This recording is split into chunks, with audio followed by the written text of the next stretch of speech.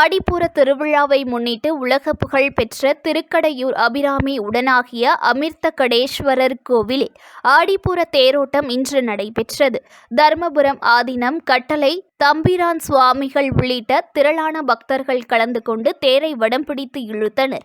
மயிலாடுதுறை மாவட்டம் தரங்கம்பாடி தாலுகா திருக்கடையூரில் உள்ள தர்மபுர ஆதீனத்திற்கு சொந்தமான உலக புகழ் பெற்ற அபிராமி உடனாகிய அமிர்தகடேஸ்வரர் கோவில் உள்ளது. இந்த கோவிலில் மட்டுமே ஆயுள் விருத்திக்காக திருமணங்கள் மற்றும் பூஜைகள் நடைபெறுவது சிறப்பம்சமாகும். இந்த சிறப்பு பெற்ற கோவிலில் ஆண்டுதோறும் 10 நாட்கள் ஆடிப்பூர திருவிழா நடைபெறுவது வழக்கம். அதன்படி இந்த ஆண்டிற்கான ஆடிப்பூர திருவிழா கடந்த 29ஆம் தேதி அபிராமி அம்மன் சன்னதியில் ரிஷப கொடியேற்றத்துடன் தொடங்கியது.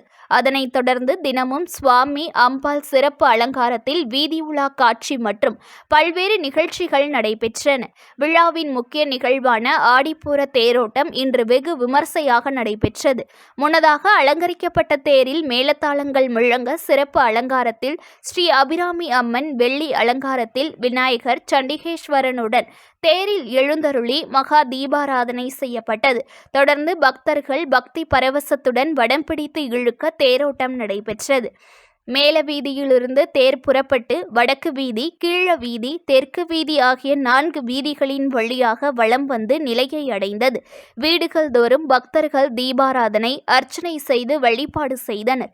இந்த ஆடிப்பூர தேர் திருவிழாவில் தர்மபுர ஆதீனம், சுப்பிரமணிய சுவாமி, கட்டளை, தம்பிரான் சுவாமிகள் உள்ளிட்ட திரளான பக்தர்கள் கலந்து கொண்டு தேரை வடம் பிடித்து இழுத்தனர்.